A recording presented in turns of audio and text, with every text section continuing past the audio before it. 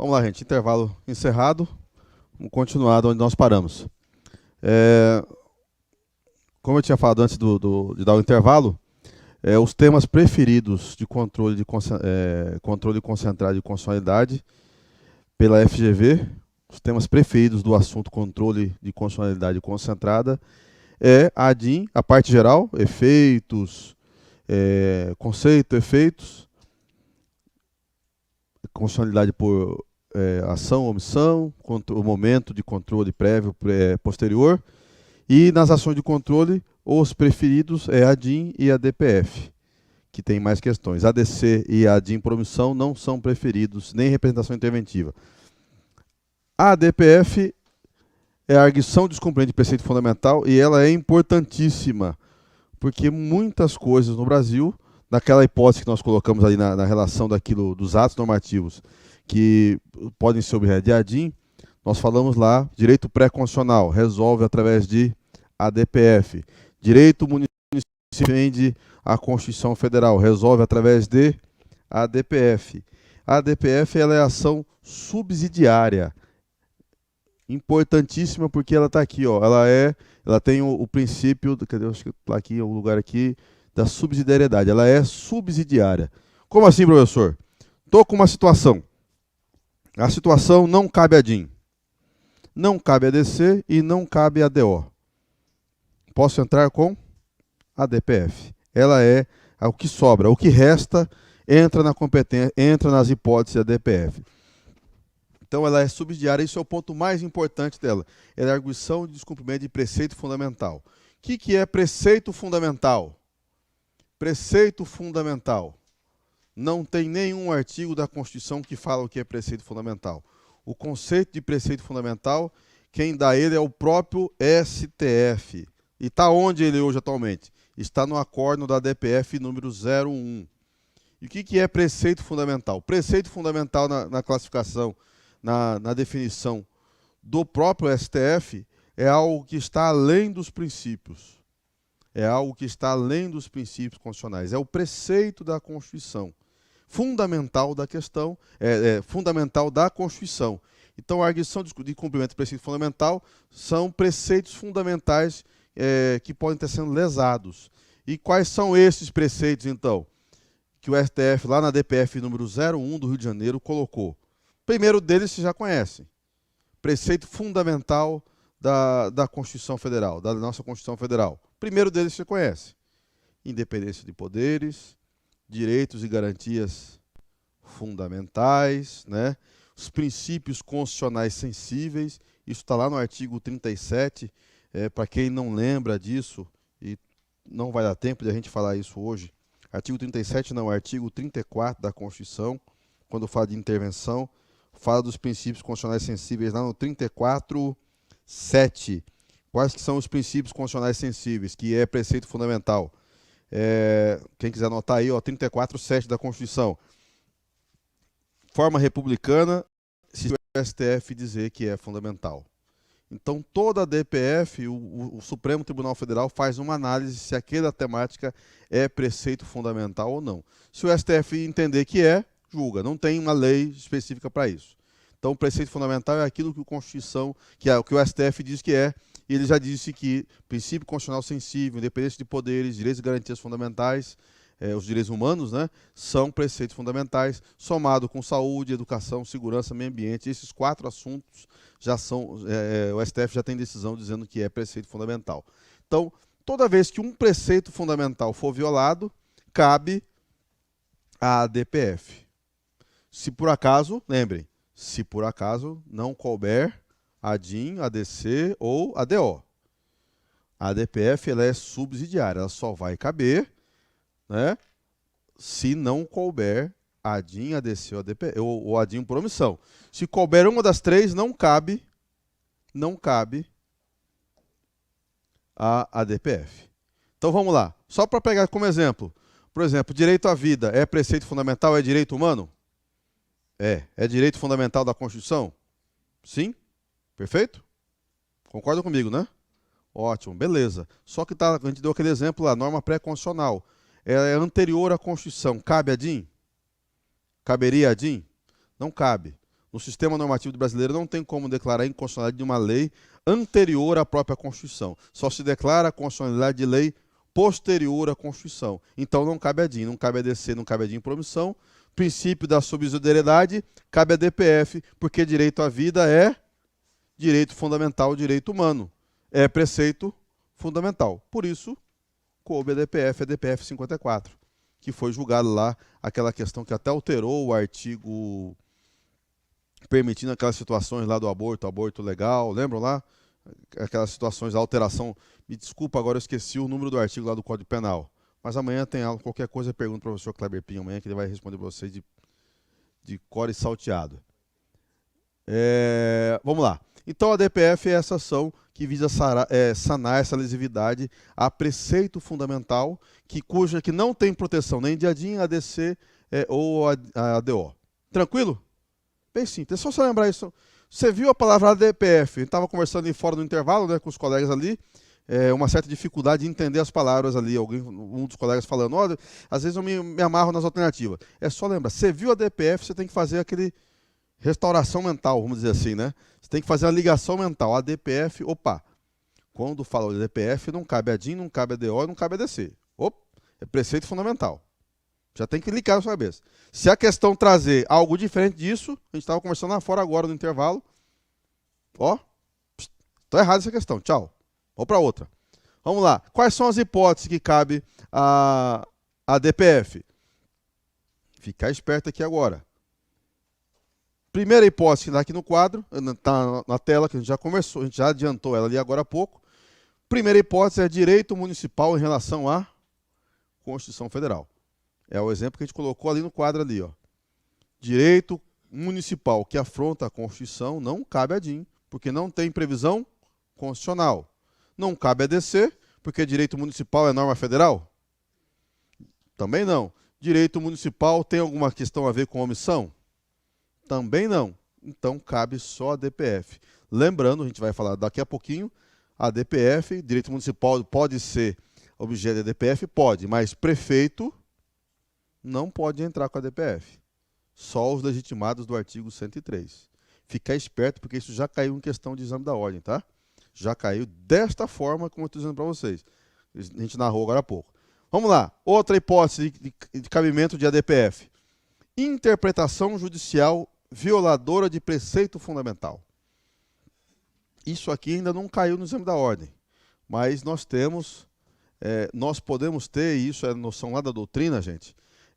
Que é interpretação judicial? Você já sabe. É um tribunal, né, um juiz ou um tribunal, ao julgar, ele interpretar a lei, interpretar a Constituição e o sistema normativo, os atos legislativos, os atos normativos, violando o preceito fundamental. Isso pode ocorrer. O juiz, ao julgar, ele interpreta e viola preceito fundamental. Beleza? Exemplos aqui, só tem um que eu me recordo, mas é tão complicado, ele é lá do direito tributário, e foi uma DPF que falava de importação de pneus.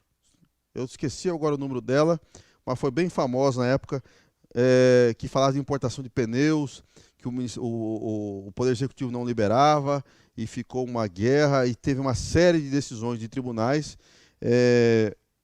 liberando a importação, e outros não liberando, e aí teve uma questão de interpretação judicial violando o preceito fundamental. Vamos lá. A terceira, direito pós-constitucional já revogado ou de direito ou de efeito exaurido. Desculpa. Terceira hipótese, direito pós-constitucional já revogado ou de efeito exaurido. Olha só.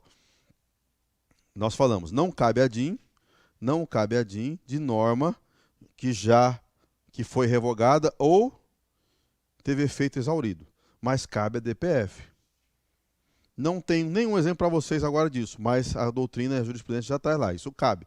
Pós-constitucional, ou seja, após a Constituição, já revogado a lei ou de efeito exaurido, também cabe. Por último, relevante fundamento de controvérsia constitucional sobre lei ou ato normativo federal, estadual, municipal, incluindo os anteriores à Constituição.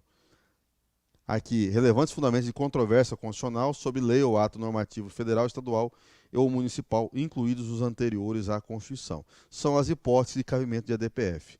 Então, a ADPF ela é subsidiária, só vai caber quando não, só vai ter cabimento quando não couber ADIM, ADC ou ADO, violando o preceito fundamental. Preceito fundamental, os princípios constitucionais sensíveis, forma republicana, direitos fundamentais, saúde, segurança, educação e meio ambiente.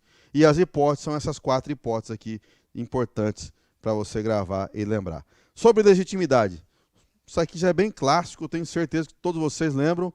Artigo 103 da Constituição Federal traz lá os legitimados para as ações de controle concentrado.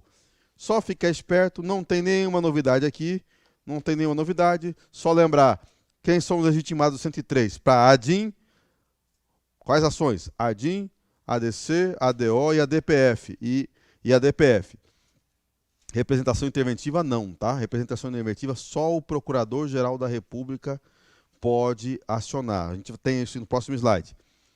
Então, ADIM, ADC, ADO e ADPF, legitimados são os do 103. Presidente, tem até meminômico aí na internet, né? 3 mesas, 3 presidentes, aquele negócio todo. Enfim, presidente da República, mesa do Senado, mesa da Câmara, mesa da Assembleia Legislativa ou da Câmara Legislativa do Distrito Federal, o governador do Estado ou do Distrito Federal, o Procurador-Geral da República, Conselho Federal da OAB, partido político com representação no Congresso, confederação sindical ou entidade de classe no âmbito nacional. Então, só lembrar, a primeira notinha que eu coloquei aqui é o seguinte, ó. Eu coloquei a notinha no inciso 9, confederação sindical ou entidade de classe de âmbito nacional. A classe tem que ter caráter profissional e ser homogênea da classe. Quais são os exemplos? Associação dos Magistrados Brasileiros, Conselho Nacional do Ministério Público, Confederação Sindical, que são aquelas confederações com mais de 3 federações, por exemplo, como Confederação de Saúde, Comércio, associações como Associação de Delegados de Polícia, Associação Nacional. É aqui que entra essas confederações sindicais, tá? A nota 2 que está aqui é o seguinte: nós temos os legitimados neutros ou universais, que são os marcados em preto, tá? Tá ok? Os marcados em preto são os neutros ou universais. Eles não precisam, eles são neutros ou universais porque eles podem entrar com ação de controle concentrado sobre qualquer assunto. Qualquer assunto. Os que estão marcados em vermelho são os legitimados interessados ou especiais.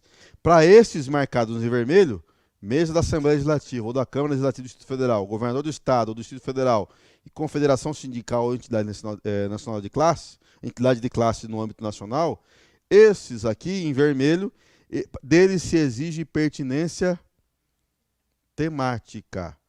Os legitimados marcados em preto, que são os neutros ou universais, não exigem pertinência temática. Então, o governador, ou, aliás, a mesa da Câmara dos Deputados pode entrar com a ADIM, qualquer uma das ações de controle concentrado, sobre qualquer assunto. O presidente, mesma coisa. A OAB, mesma coisa. O Procurador-Geral da República, ele pode entrar com a ação de controle sobre qualquer assunto. Os legitimados interessados ou especiais, não. Eles têm que demonstrar pertinência temática. O que é isso, professor? Confederação sindical. Vamos pegar aqui, entidade de classe do âmbito nacional. Qual entidade de classe? Vamos pegar, por exemplo, aqui a Associação Nacional de Delegados de Polícia. Ok? Eles querem entrar com a ADIM de uma ação que trata de direitos dos magistrados brasileiros.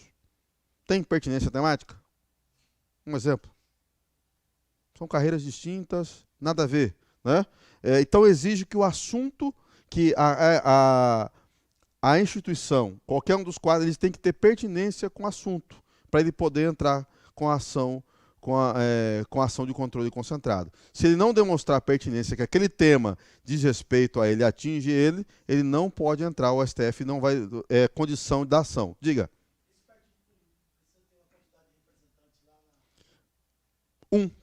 Se tiver um, já tem representação.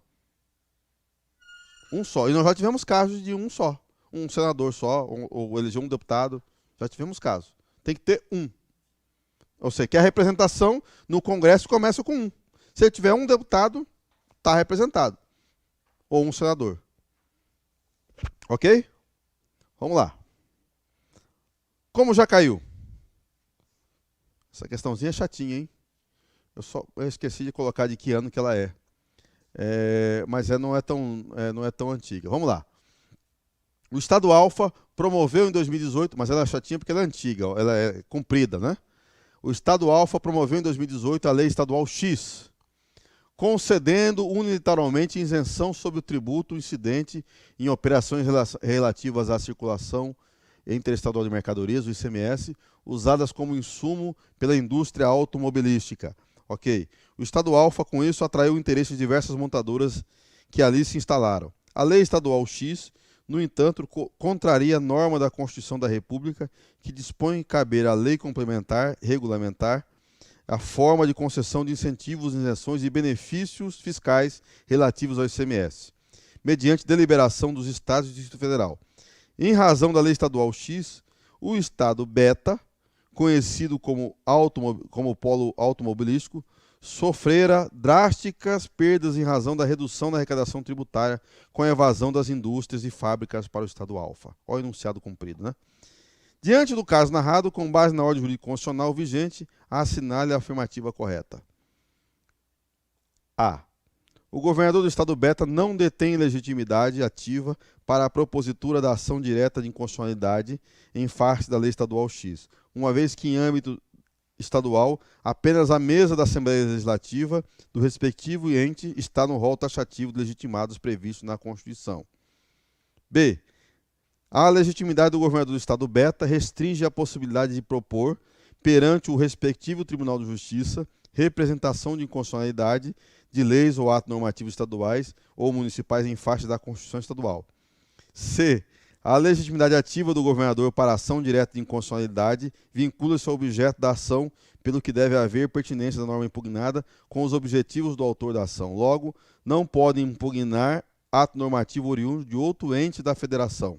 E D. O governador do Estado Beta é legitimado ativo para propor a ação direta de inconstitucionalidade em face da Lei Estadual X, a qual, mesmo sendo oriunda de ente federativo diverso, provoca evidentes reflexos na economia do Estado Beta. Questãozinha complicada, constitucional e tributário. E aí? A, B, C ou D? Todo mundo na D? E se não for a D, hein? Muito bem.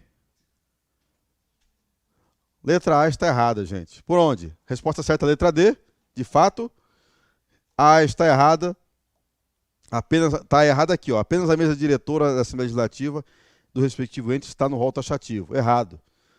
Constituição estadual, todas elas têm um rol taxativo igualzinho àquele nosso ali. Só muda a proporção. Onde fala Procurador-Geral da República, você no Estado fala Procurador-Geral de Justiça. Conselho Federal da OAB, no Estado vai ser Conselho Estadual. E assim em diante, né?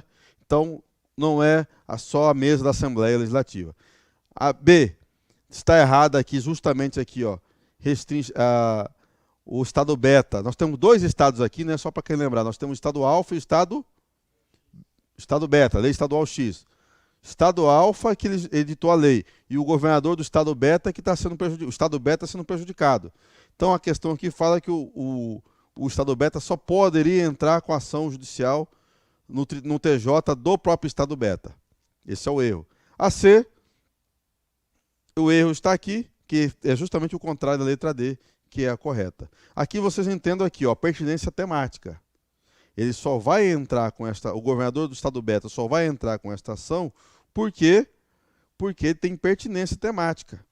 Ele está sentindo os reflexos daquela lei, embora seja uma lei de um outro estado da federação, uma lei estadual de outro estado da federação, mas ele tem pertinência temática. Beleza? Complicadinha essa questão, eu estou vendo pela carinha de vocês aí, está assim meio...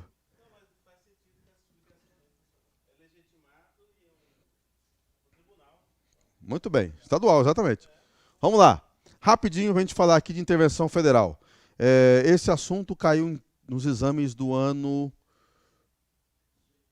2018. Caíram 2 ou 3 questões de intervenção federal. 2019 já não caiu nenhuma. Caíram por quê? Perdão, 2019 caiu uma da primeira, né?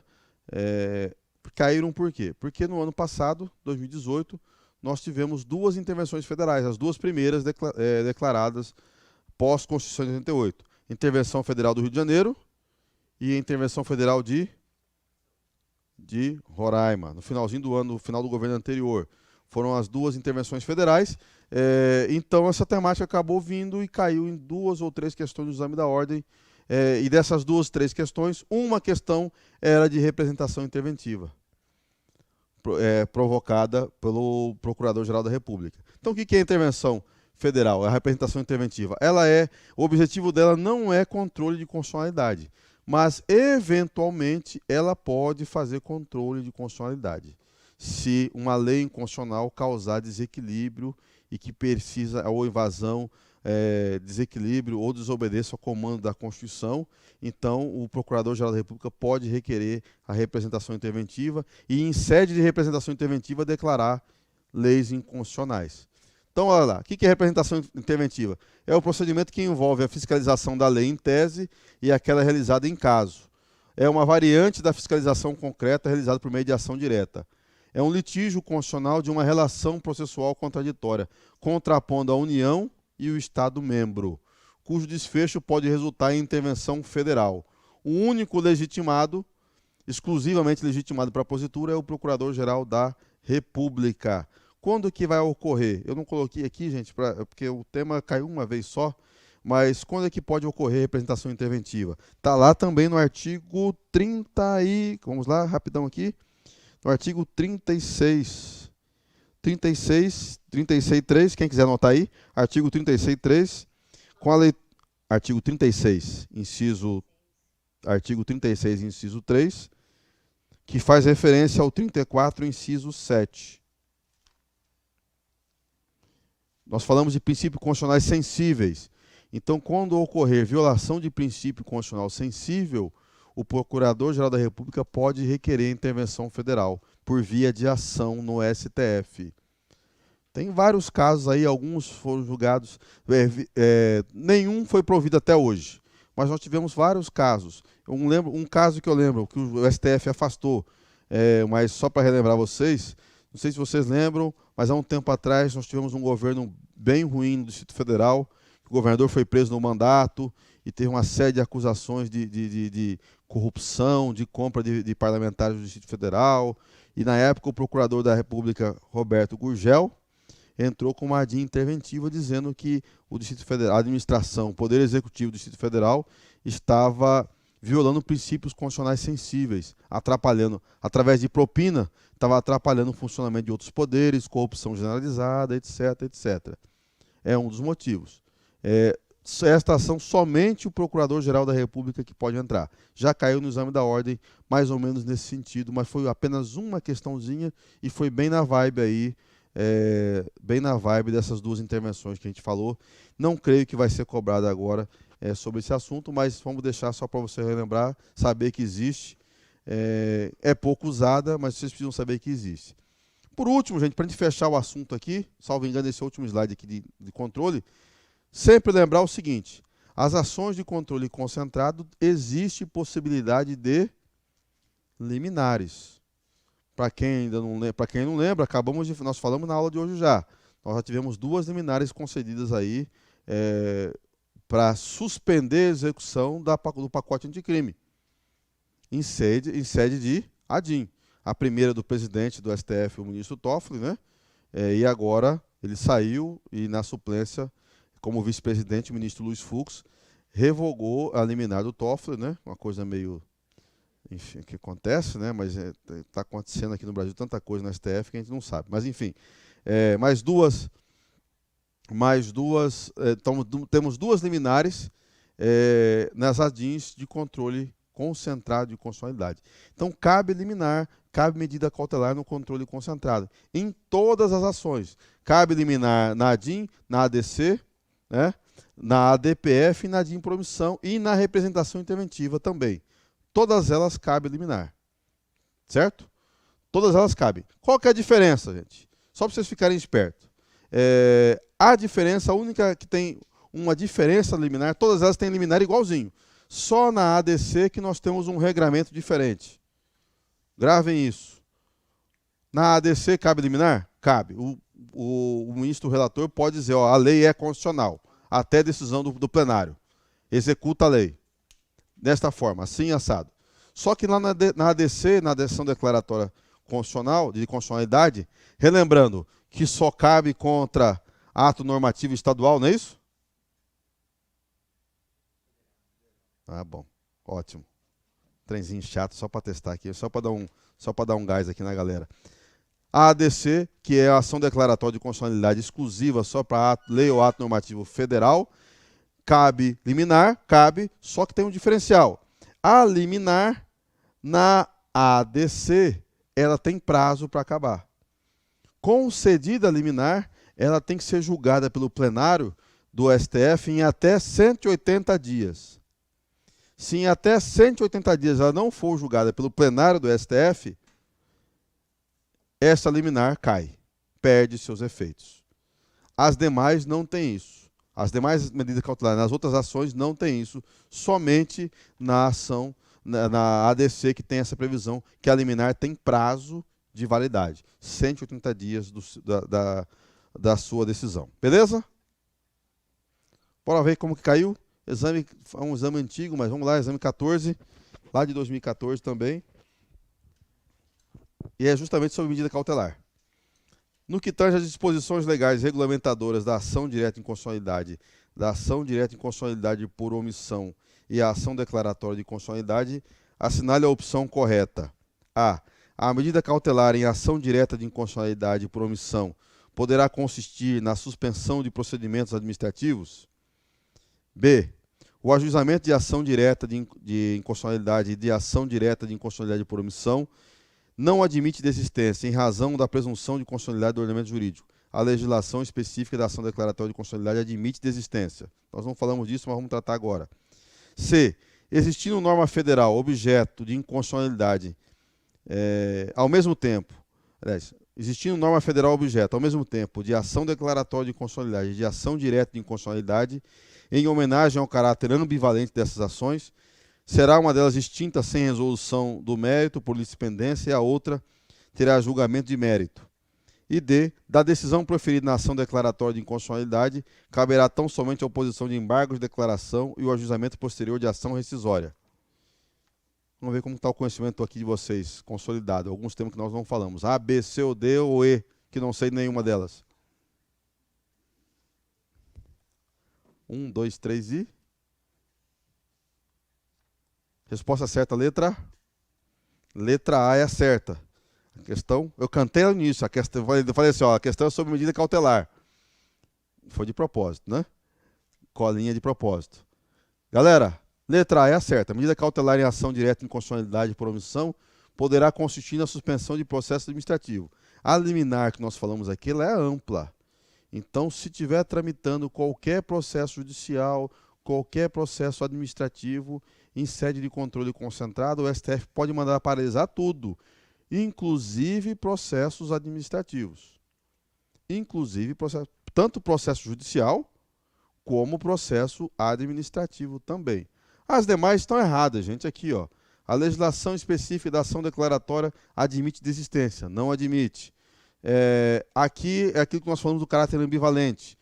Ambivalente, sinais trocados. Não existe, ela não vai ser uma delas extinta sem resolução do mérito, por litispendência. Aqui não tem jeito, aqui a outra mérito, porque elas são ambivalentes. Se eu falo que a norma é inconstitucional, ela não pode ser declarada ao mesmo tempo inconstitucional. Então eu vou enfrentar o tribunal. Vai enfrentar o mérito das duas, e uma ele vai declarar constitucional e na outra ele vai julgar prejudicado. Ele vai dizer que a ação não é inconstitucional. Então, bem simples. Reforma trabalhista teve a ADC e teve a DIN. Para quem não lembra, só dá uma pesquisa depois com calma, se quiser aprofundar, teve a ADC e a DIN. Se o STF enfrentar sobre o mesmo assunto uma ação pedindo constitucionalidade e outra pedindo a inconstitucionalidade, o tribunal tem que decidir uma ou outra. Porque a lei ela não pode ser constitucional, a lei ou o artigo, o objeto do controle não pode ser ao mesmo tempo constitucional ou inconstitucional. E se o STF falar que a lei é inconstitucional, na ADC, por sua vez, ele vai negar seguimento. E vice-versa, porque as ações são ambivalentes. Ou ela fica ou ela sai do ordenamento jurídico. Ao mesmo tempo, as duas coisas não dá. Beleza? Linha D, ajuizamento posterior de ação rescisória, controle, só tem um recurso em controle concentrado, só os embargos de declaração. Não cabe ação rescisória. Beleza? De controle concentrado era isso. Controle difuso. Vamos relembrar rapidinho o que nós temos de controle difuso. Controle prévio eu já falei. Então, controle difuso, o que é o importante? Você lembrar, que já caiu no exame da ordem. Você precisa relembrar. Cláusula, súmula vinculante número 10, artigo 97, 93, 11. No controle difuso, nós falamos, é o controle aberto, o controle em cima de caso concreto. Ótimo, beleza, professor, tranquilo. Qualquer juiz pode. Só que na segunda fase da ação, pós-sentença, nós temos a possibilidade de recursos. Recurso vai para o tribunal. Tribunal de Justiça ou Tribunal Regional Federal, enfim, vai para um tribunal de segunda instância, de segundo grau. Ótimo. E esta regrinha importante aqui, a cláusula de reserva de plenário, se aplica aos tribunais. Tem que ficar bem esperto, porque já caiu questão disso no exame da ordem, é uma possibilidade de cair de novo, já tem um tempinho que não cai, né? Quando o tribunal for julgar, analisar controle de constitucionalidade por meio difuso, precisa atender à regra do artigo 93, 11, 97 e a súmula vinculante 10. Número 10. Não é qualquer órgão fracionário do tribunal que pode analisar a constitucionalidade. A Constituição estabelece que somente o tribunal pleno ou a Corte Especial pode avaliar. Tribunal pleno é o órgão máximo do Tribunal de Justiça ou de um tribunal TRF, que é aquele tribunal que tem todos os desembargadores, que é o tribunal pleno, que se chama tribunal pleno. É o órgão máximo de decisão do colegiado TJ. Vocês lembram? Nós temos lá o tribunal pleno, podemos ter, por tribunal querendo ou não, a corte especial, e depois saem os órgãos fracionários. Para quem não lembra o que é órgão fracionário, vamos lá, processo civil, eu vou dar aula também, então, recursos. Órgão fracionário, primeira Câmara Civil, segunda Câmara Civil, terceira Câmara Civil, Câmaras Civis reunidas, primeira Câmara Criminal, segunda Câmara Criminal e assim sucessivamente. Que são aqueles caixinhas com grupo de 3, aqui no caso de Mato Grosso, com 3 desembargadores cada um, que faz o julgamento dos recursos como um todo. Quando ocorrer julgamento de ação de recurso que envolva a declaração de constitucionalidade, órgão fracionário não pode decidir.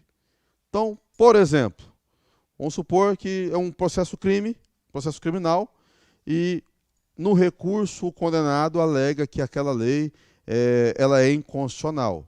Automaticamente a Câmara Criminal não pode julgar esse processo. O relator, né, junto com os demais desembargadores, fala assim, olha, isso aqui envolve declaração, análise de constitucionalidade. O órgão competente dentro do tribunal é o tribunal pleno, e se o tribunal tiver órgão especial ou órgão especial. O que é órgão especial? O órgão especial está lá nos regimentos internos, seleciona os desembargadores mais experientes do tribunal. Aqui em Mato Grosso a gente não tem um órgão especial, é só o tribunal pleno, porque o nosso tribunal é pequeno. Em São Paulo, que tem 300 desembargadores, lá tem órgão especial que julga, por exemplo, questões de constitucionalidade, que é um grupo menorzinho de desembargadores. Você não vai, pensou se reunir 300 votos para decidir controle de constitucionalidade, o julgamento termina nunca, né? Não vai terminar nunca. Se no STF com 11 tem recurso extraordinário que demora 20 anos para julgar, imagina uma declaração com 300 desembargadores para votar. Então, súmula vinculante 10 traz justamente essa regra. Viola a cláusula de reserva de plenário, artigo 97, a decisão de órgão fracionário de tribunal que, embora não declare expressamente a inconstitucionalidade de lei ou ato normativo do poder público, afasta sua incidência no todo em parte. Então, cláusula de reserva de plenário é uma cláusula importante no julgamento de controle de constitucionalidade de modo difuso. Em sede de recurso, o tribunal, para declarar inconstitucionalidade, tem que ser julgado pelo tribunal pleno ou órgão especial do tribunal. Órgão fracionário não pode julgar. Tem até uma questão disso. Controle prévio nós já falamos, então vamos pular. Está aí a questãozinha. E não é uma questão antiga. Questão de 2016, exame 21. Justamente sobre isso que nós estamos falando. A terceira Câmara Civil do Tribunal de Justiça do Estado, Alfa, ao analisar a apelação interposta, reconhece que assiste razão à recorrente, mais especificadamente no que se refere à inconstitucionalidade do referido ato normativo X. Ciente da existência de cláusula de reserva de plenário, a referida turma dá provimento ao recurso sem declarar expressamente a inconstitucionalidade do ato normativo X, embora tenha afastado a sua incidência do caso concreto. De acordo com o sistema jurídico constitucional brasileiro, o acórdão preferido pela terceira turma cível A está juridicamente perfeito, posto que nessas circunstâncias a solução constitucionalmente expressa é o afastamento da incidência, no caso concreto, do ato normativo inconstitucional. B. Não segue os parâmetros constitucionais, pois deveria ter declarado expressamente a inconstitucionalidade do ato normativo que fundamentou a sentença proferida pelo juiz do acordo. C. Está correto, posto que a terceira turma civil, como órgão especial que é, pode arrogar para si a competência do órgão pleno do Tribunal de Justiça do Estado alfa. D. Está incorreto, posto que violou a cláusula de reserva do plenário, ainda que não tenha declarado expressamente a inconstitucionalidade do ato normativo. Questão, depois que eu falei, ficou facinho, né? Ficou moleza, né? Resposta, letra D. Só lembrando, né? Isso é uma questãozinha que a FGV gosta, tá?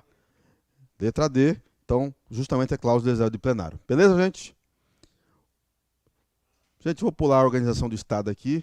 Vamos direto para a competência, para dar tempo aqui da gente avançar mais um pouco. Assunto importantíssimo, gente. Nós já falamos de... Fechamos ali controle de constitucionalidade, né? Este assunto é o segundo que vem na sequência mais cobrados pela FGV. E ele vem coladinho com controle e boa parte das vezes as questões vêm juntas uma com a outra. Competência legislativa, nós falamos ali agora há pouco, nós falamos da inconstitucionalidade por ação por vício formal orgânico, falando de competência legislativa, invasão de competências. E é aqui nesse cenário que nós temos a distribuição de competências da República Federativa do Brasil. E aí nós temos uma questão muito importante que vocês precisam gravar para resolver qualquer questão de competência. Qualquer questão de competência na nossa prova da primeira fase, dia 9 de fevereiro, dentre as 7. Por que eu digo que é importante? E eu gosto de falar desse assunto, não só gosto porque a FGV já fez uma prova, foi o exame, eu não me lembro agora se foi o exame 26 ou o exame 28, que a FGV fez uma sacanagem com os examinandos. Qual foi a sacanagem? Não lembro se foi o exame 26 ou 28, agora deu branco. 7 questões de constitucional, 6 era de competência legislativa. Vocês botam fé? Não sei se foi o exame 26 ou o exame 28, que teve baixíssima aprovação. Foi uma das provas mais difíceis da história do exame da OAB, e na prova de constitucional a FGV fez isso. Sacaneou todo mundo. 7 questões, 6 eram de competência legislativa. Ao aluno que não estudou competência legislativa, rodou e rodou bonito. Porque de 7, 6 é de competência, não estudou, não lembrou, né? Então, foi uma prova dificílima. Só competência legislativa, e teve uma questão que eu não lembro agora a outra, mas 6 eram de competência, distribuição de competência. Então, você tem que ficar muito esperto, porque esse é um assunto que ele vem logo após de controle de constitucionalidade e tem alto índice de cair. E vou reforçar uma coisa, na prova passada não caiu nenhuma questão de competência. Então, na prova agora do dia 9, tem alto índice de cair questão, porque toda a prova da FGV tem uma questão que cai competência. Então, como essa pulou do exame 30, do exame 31, tem chance de vir pelo menos uma questão. Lembrando que já teve prova que teve 2, 3 questões, e teve prova que foram 6 de 7 só de competência. Não sei o que levou, porque uma prova com um assunto só de constitucional, ela serve para qualquer coisa, menos para avaliar o aluno. Mas, infelizmente, né, nós não somos a banca, né? Vamos lá. Então, o que é competência federativa? Só para relembrar rapidinho. Nós já sabemos, o Brasil é formado pela união indissolúvel de quem? Da União, dos Estados, Distrito Federal e quem mais? Municípios. Ótimo.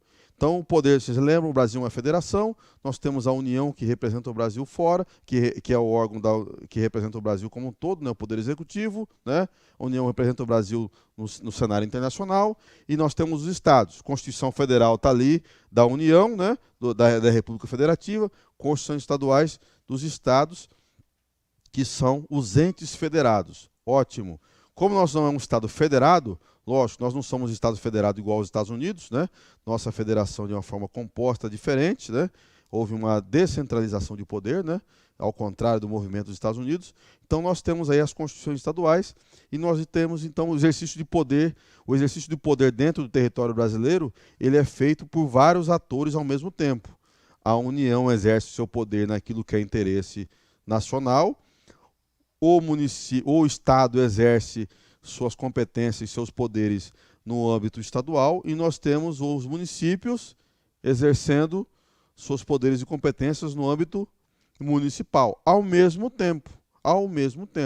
E lógico que, havendo tanto poder assim, vai dar confusão, não vai? Sim ou não? Vai ter confusão. Ainda mais no nosso país aqui, né? Mentira, aqui não tem confusão. Isso só acontece na Suíça, lá em Davos, na Noruega, na Islândia. Aqui não acontece. Muito bem. Então, a primeira coisa que você tem que gravar na sua cabeça, se cair qualquer coisa de competência legislativa, você tem que ler a questão e a primeira coisa que você tem que entender é o seguinte: a questão está me pedindo o interesse de quem? É um interesse nacional? É interesse regional? Ou é interesse local? A primeira coisa que você tem que entender é isso. Se você leu a questão, olhou a questão, opa, a questão de competência, eu preciso identificar urgente, rapidinho, se nós estamos falando de interesse nacional, regional ou local. Por quê? Porque o nosso sistema de distribuição, nós temos o princípio da predominância do interesse. A Constituição distribui a competência pela predominância do interesse. Então, é só usar a lógica. Quer ver? Simples. Vamos dizer aqui, Amazônia é interesse local, regional ou nacional? Ótimo. Então, quem decide sobre regras na Amazônia, quem é? Ótimo, beleza. Só tem que ficar esperto, que o meio ambiente, o Estado também decide e o município também. Vamos lá. Mas vocês já entenderam a lógica aqui? Entenderam, né? Interesse nacional. Então, interesse nacional, vocês têm que olhar sempre. Opa, isso aqui é interesse de quem? Nacional, se é da União. Se é nacional, nós falamos que é da União. Se é regional, o Estado. E se é município, interesse local. Então, tem que ficar muito bem esperto. Vamos ver rapidinho aqui para a gente já para competência.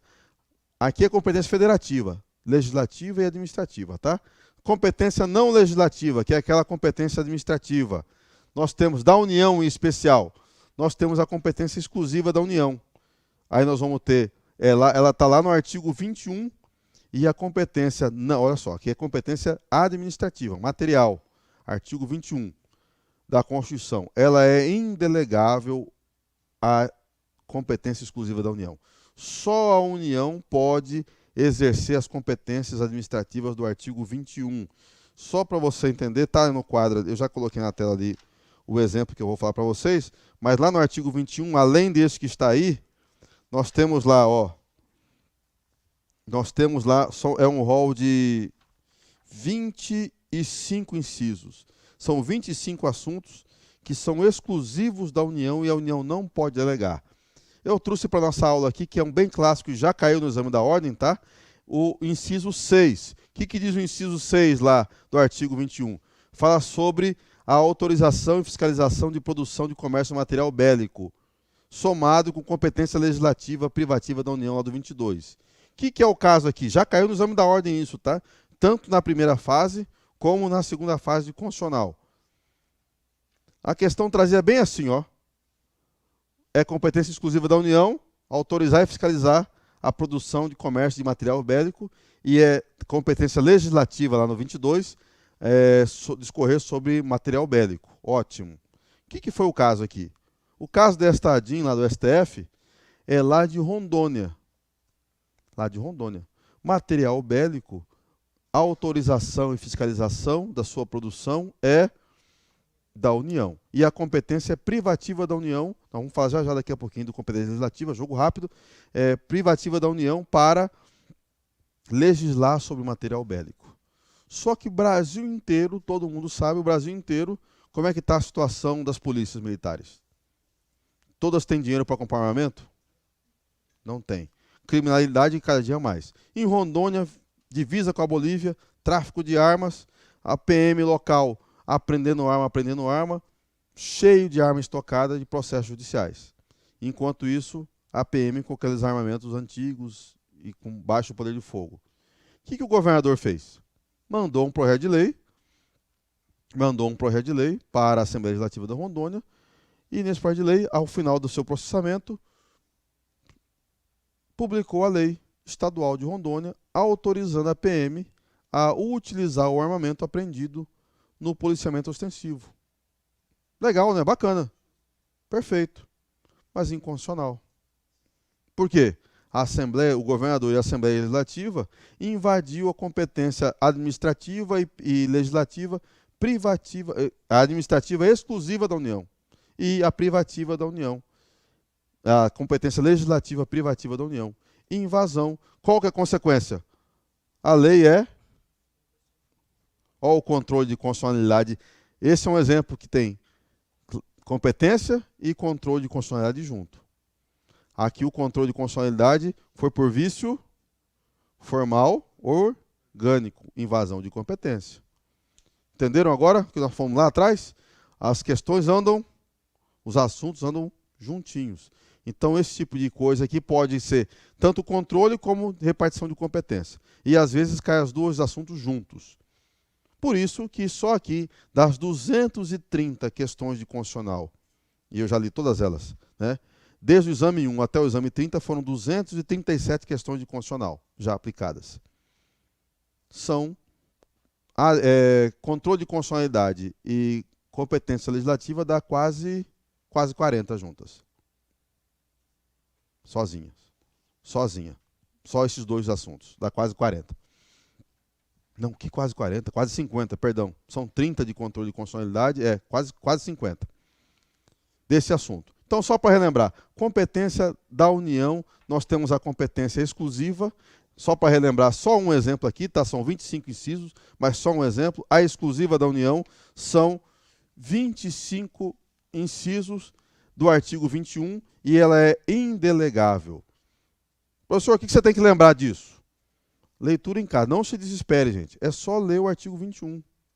Lógico, você não vai decorar tudo. Você tem que decorar, só lembrar do seguinte. O que está no artigo 21 é exclusivo da União, é indelegável. Então, se é exclusivo da União, só tem interesse nacional lá.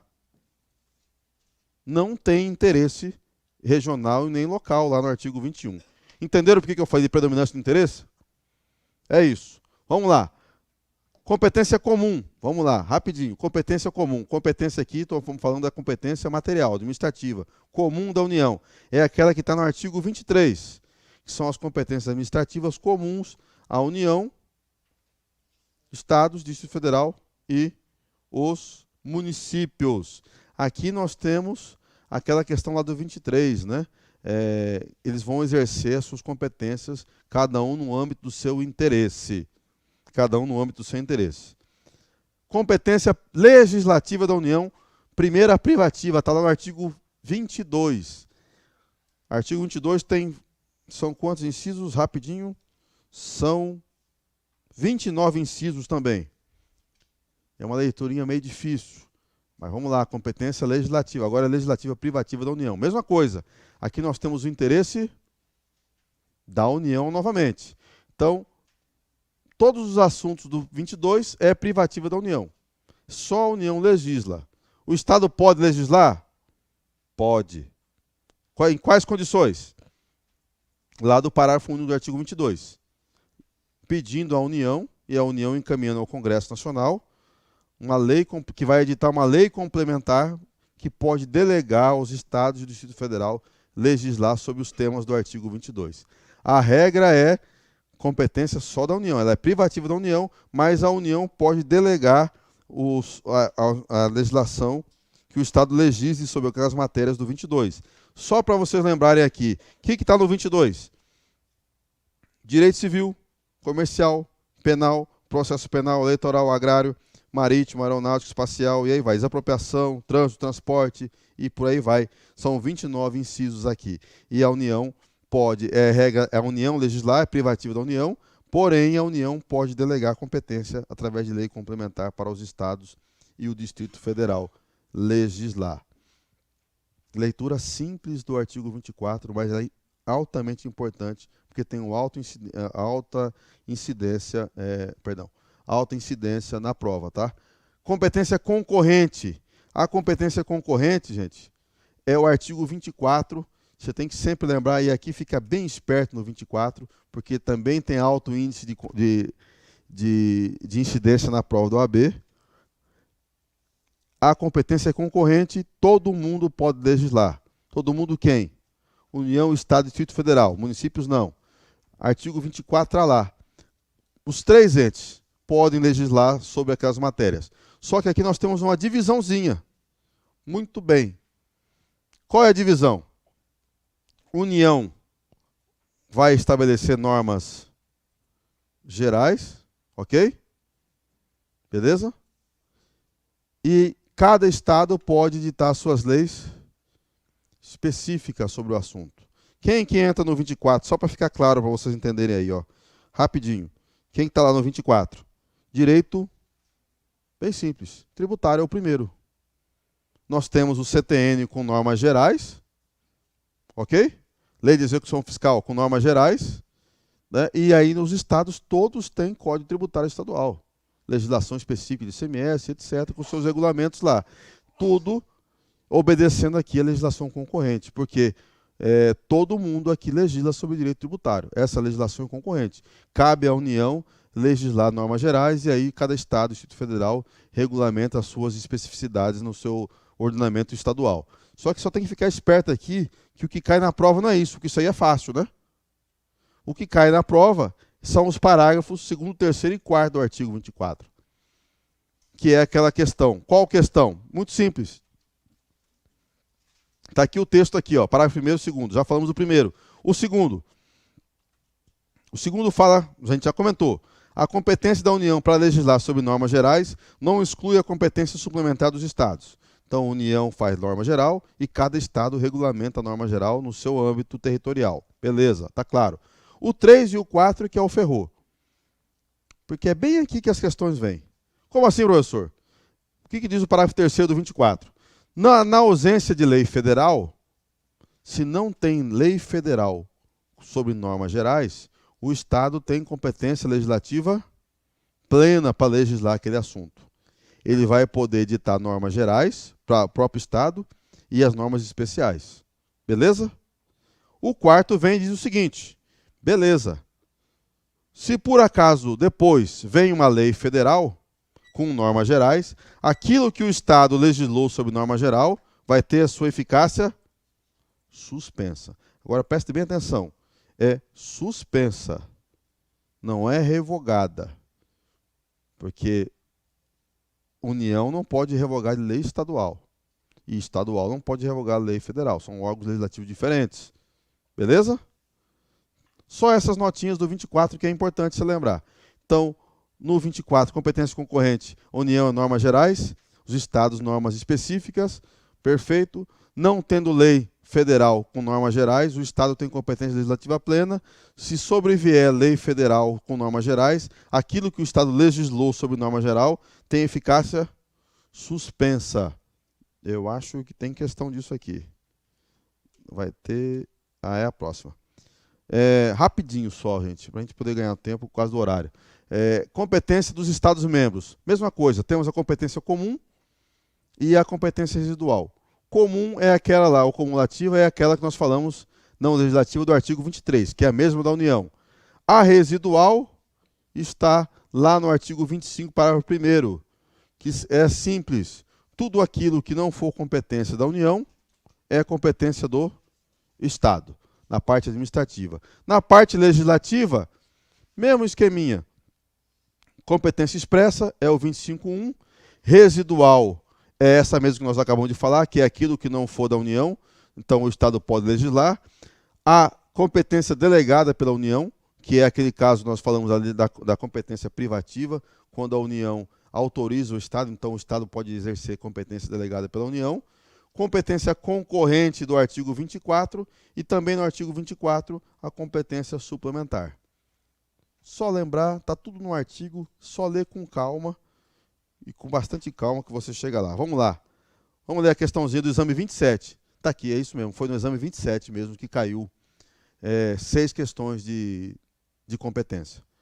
Olha essa questão aqui do exame 27, de competência. O exame 27 foi, salvo engano, um dos que teve menor nível de aprovação. No que dependeu de constitucional, foi para acabar, viu? Questão 12 do exame 27. O Estado Y, bastante conhecido pela exuberância de suas praias, que atrai milhares de turistas todos os anos, edita lei estadual impedindo a pesca de peixes regionais típicos, ameaçados de extinção e limitando o transporte marítimo de passageiros. Ó que beleza. Você fez? Essa prova aqui foi de arrancar cabelo. A partir da hipótese narrada, nos termos da Constituição da República Federativa do Brasil, assinale a afirmativa correta. A. O Estado Y possui competência legislativa concorrente com a União para dispor sobre pesca, mas poderá legislar sobre transporte e navegação marítima, caso lei complementar federal o autorize. Vamos ver. Letra B. O Estado Y tem competência comum com os demais entes federados para legislar sobre matéria. Logo, a lei estadual é constitucional. C. A lei editada pelo Estado Y é inconstitucional porque compete privativamente à União legislar sobre a proteção do meio ambiente e o controle da poluição. D. A lei editada pelo Estado Y é inconstitucional porque trata de pesca e navegação marítima, que são de competência exclusiva da União, apesar de o Estado Y ter competência privativa para legislar sobre o meio ambiente. A, B, C ou D? Galera, vai de D aí, é? Quem vai na A? 2A, o resto D. Resposta certa, letra? Letra A é a resposta certa. O Estado Y possui competência legislativa concorrente com a União para dispor sobre pesca, mas poderá legislar sobre transporte e navegação marítima, caso lei complementar federal autorize. Aqui é o artigo 24 e o artigo 22. Vejam vocês... Hã? Oi?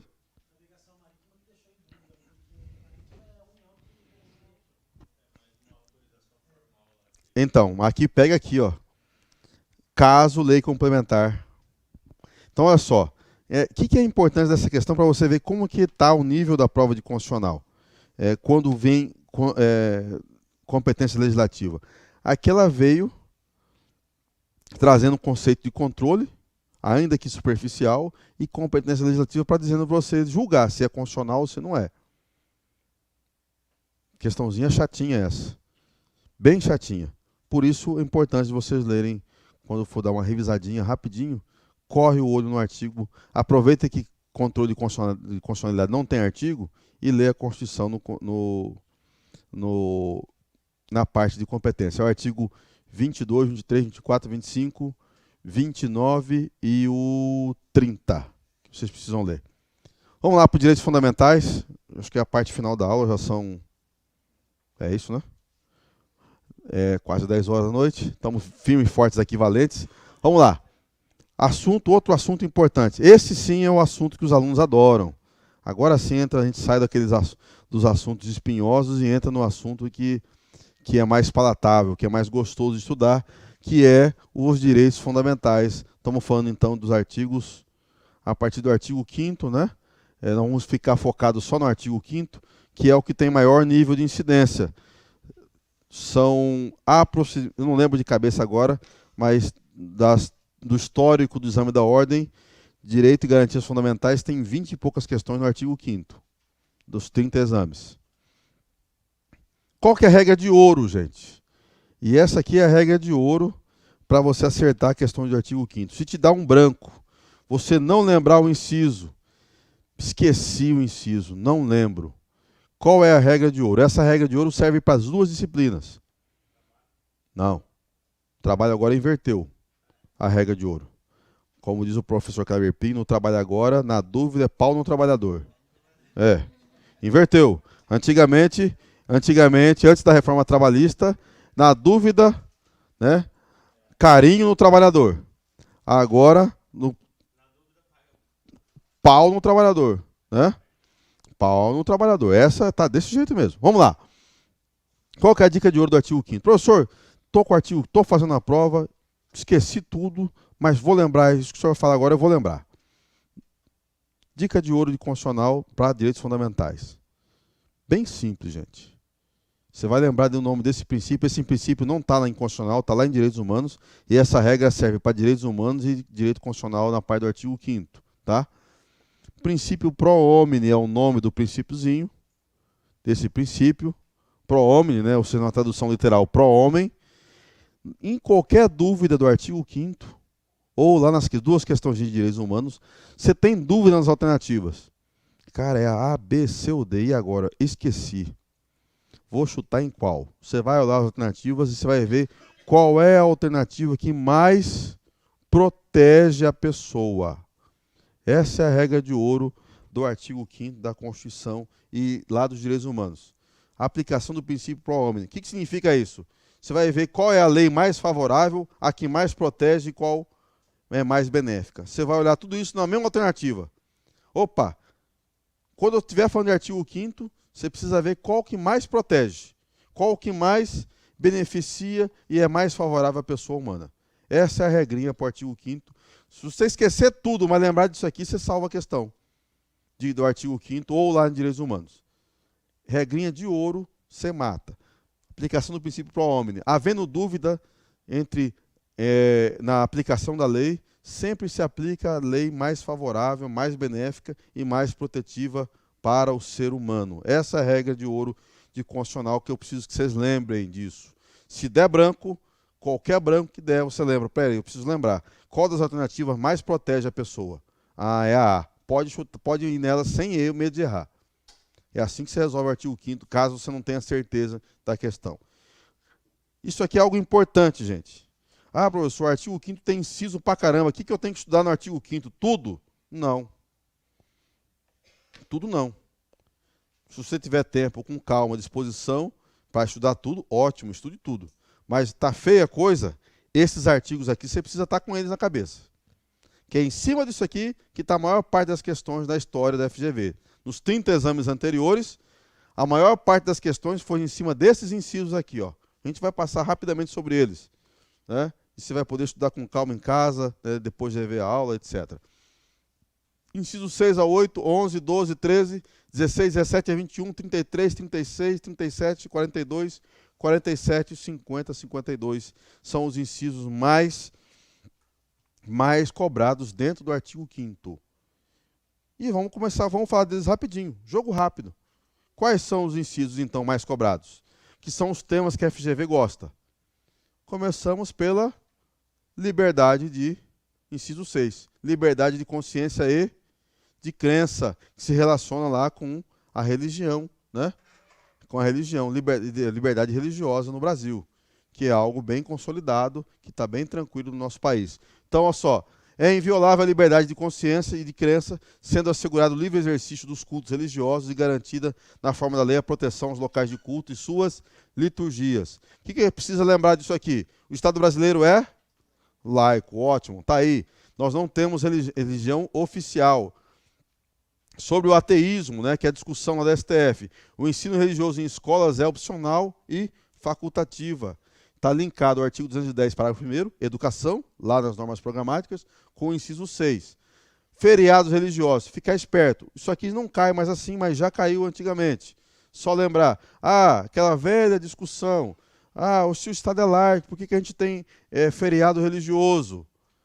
O Estado é laico, por que tem aquela cruz lá na sala de audiência? Posicionamento do STF. feriados religiosos, tal, é manifestação histórica e cultural. O Estado brasileiro é laico, mas ninguém pode negar que o Estado brasileiro foi formado sob as bases do catolicismo. E isso virou cultura. Então, não é inconstitucional aquele crucifixo, Jesus Cristo lá no crucifixo, em sala de audiência, em órgãos públicos, e já tiveram várias adins sobre esse assunto. Vamos lá, ainda sobre liberdade de culto, né, de consciência e de crença. Transfusão de sangue e testemunho de Jeová. Não é crime, né, a sua invasão. Proteção à vida. Discussão lá sobre testemunho de Jeová. Ainda não tem posição do STF, aguarde do sábado. Está sem a posição ainda, apesar que o governo do Bolsonaro, agora o atual governo, já colocou lá, por exemplo, nas faculdades já não pode ter avaliação, por exemplo, na sexta-feira. Se porventura o aluno for adventista, ele faz prova em outro dia que não seja sexta-feira à noite, né? Principalmente os alunos do noturno. A faculdade onde dou aula já aplica isso, né? Então, sobre o inciso 6, só precisa lembrar disso. O Brasil assegura liberdade de culto, de crença, de consciência e de crença, lembrando livre exercício do culto. Aí você lembra, o Brasil é o Estado laico, ateísmo, né, ensino religioso nas escolas pode de forma facultativa, opcional, né? E feriados religiosos é manifestação, transfusão de sangue, proteção à vida, beleza? Guarda do sábado não tem posição. Ainda aqui, ainda sobre o complexo. Os 3 incisos aqui, gente, 6 a 8, são de liberdade de consciência e de crença. Inciso 7 é o que fala de assegurar, nos termos da lei, a prestação de assistência religiosa nas entidades civis e militares de internação coletiva. Estamos falando de hospitais, né? Que são aquelas famosas, eu esqueci agora o nome da palavra certinha, capelania, né? As famosas capelanias aí, que são asseguradas aí assistência religiosa em todas as entidades civis de internação coletiva. Então, hospital, e toda forma de internação coletiva é possível, lá é assegurada ao cidadão a prestação de assistência religiosa. Então, um detento quer ter o seu culto, quer receber a visita do padre, pastor, seja lá padre, pastor, mestre lá do Umbanda, Candomblé, espírita, enfim, não importa a fé que ele exerce, que ele é atuante, ele tem direito de ter assistência religiosa. E no inciso 8, vem lá a famosa escusa de consciência. Vocês devem lembrar lá das aulinhas de constitucional da graduação, né, que ninguém pode ser privado de direitos políticos, de direitos por motivo de crença religiosa ou de convicção filosófica ou política, salvo se as invocar para eximir de obrigação a todos impostas e recusar-se a cumprir prestação alternativa fixada. É só lembrar, não vou fazer isso porque a obrigação é a todos imposta, eu não vou fazer porque eu tenho escusa de consciência. Ah, não vai? Ótimo. Então você faz a prestação alternativa. É a alternativa. Beleza. Ah, não quero cumprir a alternativa. Tem a perda dos direitos políticos. Exemplo, serviço militar obrigatório. Beleza? Ótimo. Beleza, professor? Como é que caiu isso? Ué. Nós falamos que a FGV gosta, então já vem questão aí já. Sextou com qualidade aqui na LAC, né? Sextou fazendo questão 10 horas da noite. Oh, maravilha. Aí chega dia 9, putz, isso aqui eu já vi, Enquanto o pessoal lá quer passar no OAB tomando cerveja sexta-feira à noite, a galera que vai passar está aqui estudando. José, internado em um hospital público para tratamento de saúde, solicita a presença de um pastor para lhe conceder assistência religiosa. O pedido, porém, é negado pela direção do hospital, sob a alegação de que, por se tratar de instituição pública, a assistência não seria possível em face da laicidade do Estado. Inconformado, José consulta um advogado, que são os senhores, amém? Que amém fraco. Após a análise da situação, o advogado esclarece, com o correto embasamento constitucional, que a negativa emanada pelo hospital foi correta, tendo em vista que a Constituição de 88, ao consagrar a laicidade do Estado brasileiro, rejeita a expressão religiosa em espaços públicos. B. A direção do hospital não tem razão, pois, embora a Constituição Federal de 88 reconheça a laicidade do Estado, a assistência religiosa é um direito garantido pela mesma ordem constitucional. C. A correção ou incorreção da negativa da direção do hospital depende de sua consonância ou não com o regulamento da própria instituição, já que se está diante de um direito disponível. D. A decisão sobre a possibilidade ou não de haver assistência religiosa em entidades públicas de saúde depende exclusivamente do comando normativo legal, já que a temática não é de estatura constitucional. A, B, C ou D? Certeza que é B? Agora a perguntinha da regra de ouro. Qual é a alternativa que mais protege o interesse do cidadão? Chegaremos no mesmo resultado? Olha a alternativa, fala para ele, responde para mim. Qual é a alternativa que mais protege o cidadão? Que é mais benéfica para ele? Que mais atende o interesse dele? Qual que é o interesse dele? Você vai falar, olha, presta atenção. A regra de ouro você tem que olhar aqui, ó. Que mais protege José. Alternativa qual é? Letra? D? É que eu ouvi D também no fundo ali. É B de bola. Então, ótimo. Sem maiores erros. Nessa foi beleza. Letra B de bola. A alternativa que mais protege o cidadão. Esqueci tudo, professor. Se você lembrar a que mais protege, você vai acertar. Porque aqui, ó, falou que o hospital estava correto. Não protegeu o direito dele individual. A C fala de regulamento, burocracia. Também. José está preocupado com a burocracia? Não. A questão não fala, mas está em tratamento de saúde, está para morrer. Quer morrer em paz com a sua alma, ligada a Deus, né? Ou se for, aqui está falando de pastor, mas se fosse qualquer outra religião, e nesse momento difícil, a entidade está atrapalhando. Não está protegendo, não está beneficiando, nem sendo favorável. A C e a D, mesma coisa. Ó. Burocracia tal, não protege. Facinha a questão. Questão típico dos incisos 6, 7 e 8 do artigo 5º, que é a liberdade de consciência e de crença. Eu peguei só uma, porque, salvo engano, essa aqui é a questão mais recente. Mas tem mais questões disso lá no exame da ordem, já caiu no exame da ordem sobre esse assunto. Inciso 6 a 8 é um dos preferidos do artigo 5º. Um artigo 5º. Opa, voltei, né? Rapidão, vamos lá. Outro complexo que vocês já estão careca de saber, e a FGV vai cobrar vocês de novo, porque ela gosta desse assunto. Agora é os incisos 11, 12 e 13. Bem simples, né? Não vamos nem perder muito tempo aqui de explicar para ele. O 11 fala que a casa é o asilo inviolável do indivíduo. Ninguém nela podendo entrar sem consentimento do morador, salvo em caso de flagrante delito ou desastre, ou para prestar socorro, ou durante o dia por determinação judicial. É o inciso 11. Não precisamos nem falar, nem vamos entrar aqui no critério dia, solar, cronológico, tempo, que o STF, tem ministro do STF que entende que é um. Não vamos nem entrar. Dia, amanheceu o sol, vamos usar o critério natural. Crepúsculo e pronto, é dia. Está lá, inciso 11. Inciso 12. É inviolável o sigilo da correspondência das comunicações telegráficas, de dados e das comunicações telefônicas, salvo no último caso por ordem judicial, nas hipóteses e na forma que a lei estabelecer para fins de investigação criminal ou instrução processual penal. Só relembrar aqui, nós temos aquela clássica definição, né? Interceptação é diferente, telefônica é diferente de escuta. Na interceptação telefônica, as partes que estão conversando, eles ignoram que estão sendo escutados, né, que estão sendo gravados. Na escuta, uma das partes tem conhecimento. Lembra disso, né? Interceptação telefônica, quem que pode decretar? Só o judiciário. Né? Só o judiciário pode determinar a interpretação telefônica. A escuta, aí a questão lá de penal e processo penal, o professor Kleber Pinho, professor Marciano Xavier, falam um detalhe melhor. A escuta, uma das partes pode gravar e usar isso como prova. Vocês sabem disso, né? Já sabem disso para defesa prova. Vamos lá. Inciso 13.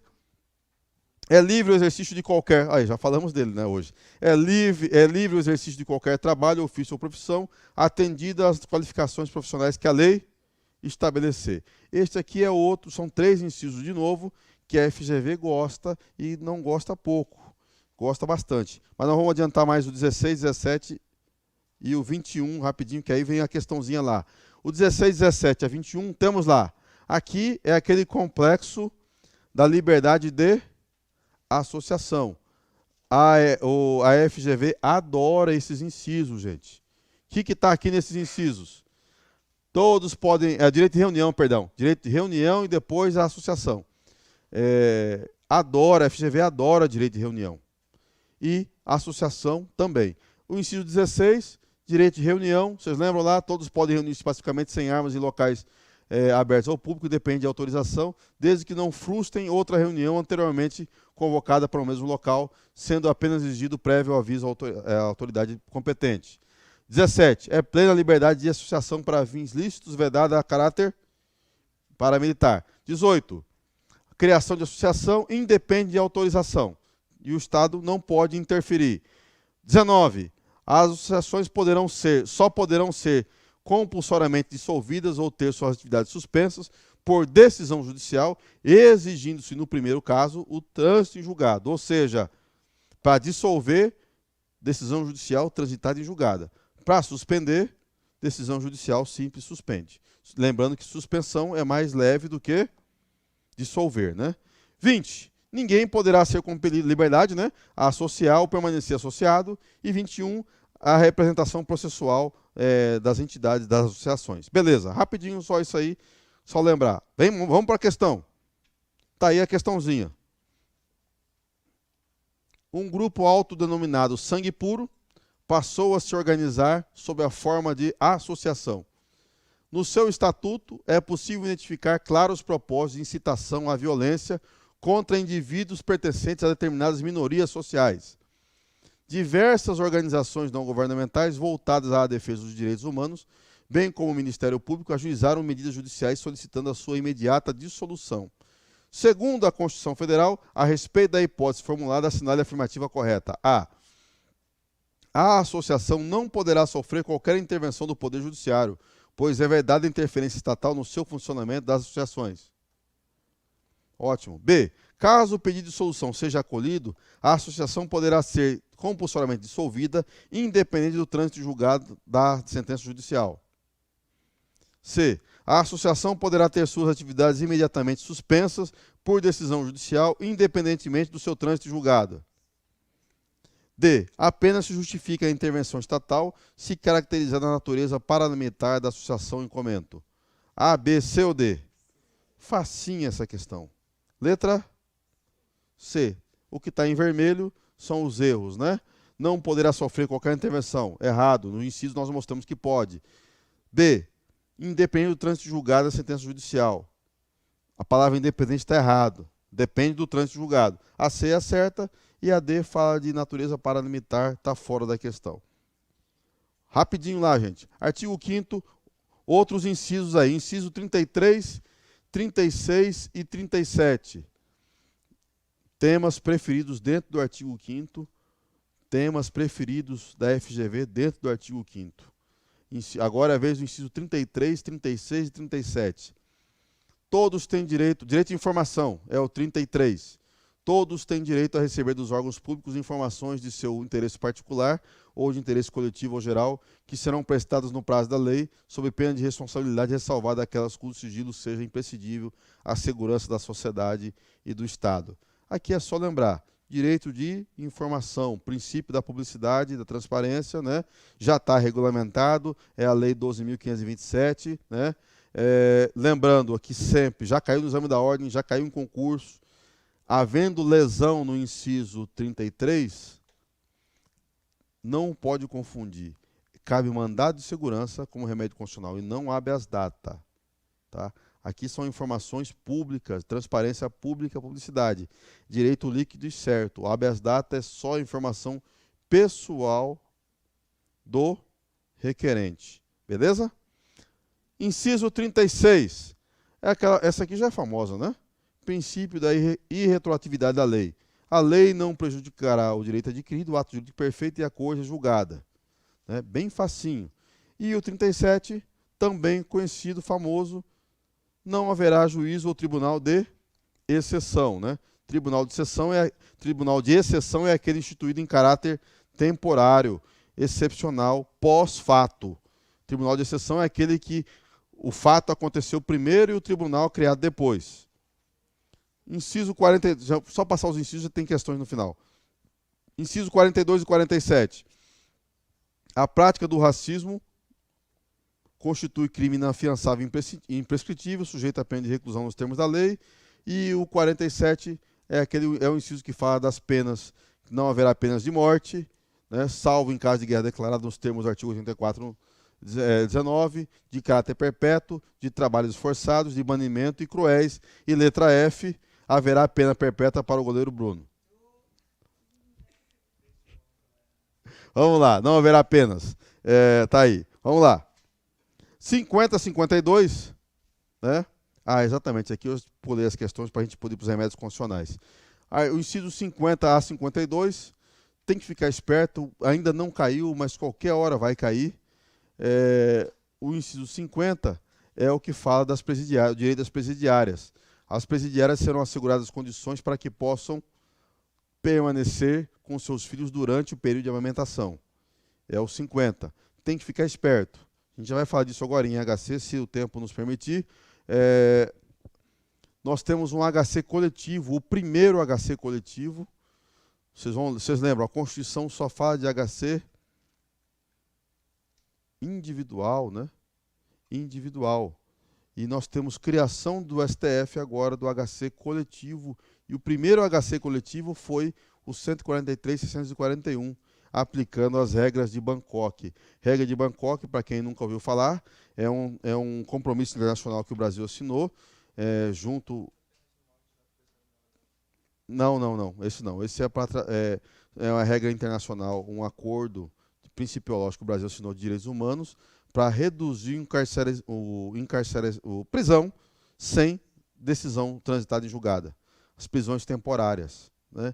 E dentro desse assunto, uma das medidas é garantir os direitos humanos das mulheres, não só das mulheres, né? Na verdade, é garantir o direito das crianças, adolescentes e deficientes, cujas mães cometerem algum delito e não ter essa perda, né? Então aqui entra o HC coletivo. Por isso, com base nesse HC coletivo, cujo relator foi o ministro Ricardo Lewandowski, é que hoje, já devem ter visto, nas audiências de custódia agora, se a mãe demonstra que está amamentando ou tem filho menor sob a sua guarda, ela fica em prisão domiciliar, porque está cumprindo com essa decisão do STF aqui e com as regras de Bangkok, compromisso internacional.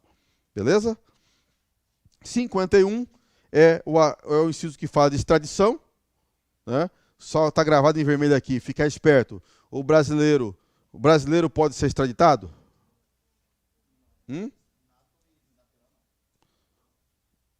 Por isso que a pergunta está picadinha, está sacaneando aqui. O brasileiro pode ser extraditado? A sacanagem é essa, né? Depende, aí a pergunta é melhor de direito. Depende, né? Se ele é nato ou naturalizado. O nato em nenhuma condição, em nenhuma hipótese. O naturalizado pode. Quando? Que condições? Em caso de crime comum praticado antes da naturalização ou em qualquer tempo de comprovado envolvimento em tráfico ilícito de drogas, a fins na forma da lei, né? Só para quem não lembra, o que é extradição? É você entregar uma pessoa para cumprir, para outro estado, para ele cumprir lá a sua sentença oriunda de outro estado. Beleza? Só lembrar do caso do César Battisti, por exemplo, né? E dentre outros. Ainda sobre extradição, não será concedida extradição de estrangeiro por crime político ou de opinião.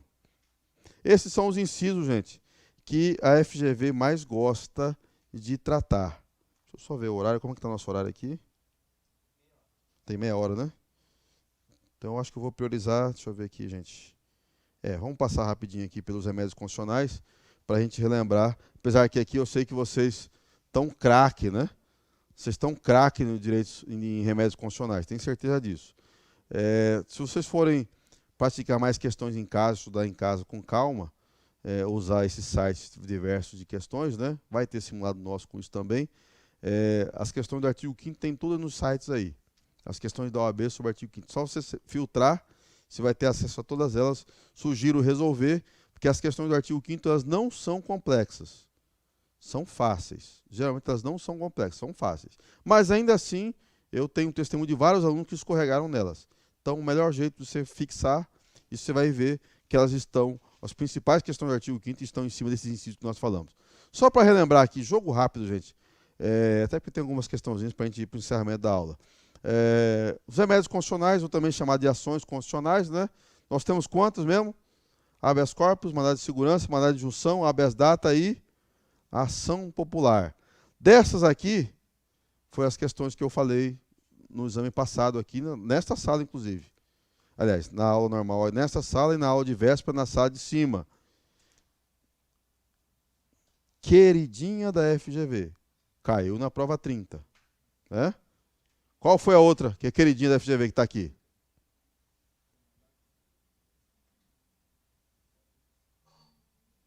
Todo mundo acha que FGV gosta de habeas corpus, mandado de segurança. Não. FGV ama a ação popular. De constitucional na segunda fase, a ação popular despenca na segunda fase. Despenca. É a ação, junto com o controle de constitucionalidade, é a peça que mais cai na segunda fase. A FGV gosta dessas duas. Mas vamos relembrar. Habeas corpus, só relembrando, gente, o que o habeas corpus protege? Liberdade de locomoção. Rapidinho. Nós temos dois tipos de habeas corpus atualmente. O habeas corpus, não vou nem falar de preventivo, não, e repressivo, não. Vamos falar disso no slide posterior. Nós temos dois tipos de habeas corpus. Temos o individual e o coletivo. Beleza, professor? O coletivo eu falei para vocês agora. O individual está onde? No inciso 68. Ótimo. E o coletivo? Está lá no STF. O STF que criou. Não caiu em nenhuma prova ainda, tá, gente? Por isso que eu estou batendo nessa tecla aqui, para não deixar ninguém, porque tem muito aluno que nunca ouviu falar desse HC aqui, aplicando as regras de Bangkok. Tem muita gente. E isso aqui pode cair nas questões de constitucional ou nas duas questões de direitos humanos. Beleza? Remédio constitucional, direitos e garantias fundamentais podem cair nas 7 questões de constitucional e também nas duas questões de direitos humanos. Então, o habeas corpus pode ser individual ou coletivo. O individual está no inciso 68 e o coletivo é criação jurisprudencial. Tem que ficar esperto. Mandado de segurança. Qual é o objetivo do mandado de segurança? Proteção, direito líquido e certo. Não tem erro. De igual forma, gente, tem mandado de segurança individual e coletivo. Mandado de injunção. Qual é o objetivo do mandado de injunção, gente? O que ele combate? O mandado de injunção visa combater o quê? A omissão legislativa também. Igualzinho a ADIM por omissão. Lembram lá da ADIM por omissão? Sim? Nós já falamos. O mandado de injunção também tem, só que agora o mandado de injunção ele tem omissão regulamentar que torna inviável o exercício dos direitos fundamentais inerentes à nacionalidade, soberania e cidadania. A omissão só nesses 3 assuntos só, nessas 3 áreas. Nacionalidade, soberania e cidadania. O mandado de injunção pode ser individual ou coletivo. Está regulamentado lá na Lei 13.300 de 2016. STF está aqui em vermelhinho. Vamos já adiantar isso aqui para vocês, porque talvez não dê tempo lá no slide próprio. Mas não se preocupe, no material próprio lá tem lá falando o que é teoria concretista. Vamos lá. O mandado de injunção, o que é importante? Ele é queridinho, está aqui, ó. É queridinho da FGV. O mandado de injunção ele anda ao lado da ADIM por omissão, que nós falamos lá atrás. A ADIM por omissão é mora legislativa. Mandado de injunção também é mora legislativa. Só que na ADIM por omissão, quem pode entrar com a ADIM por omissão?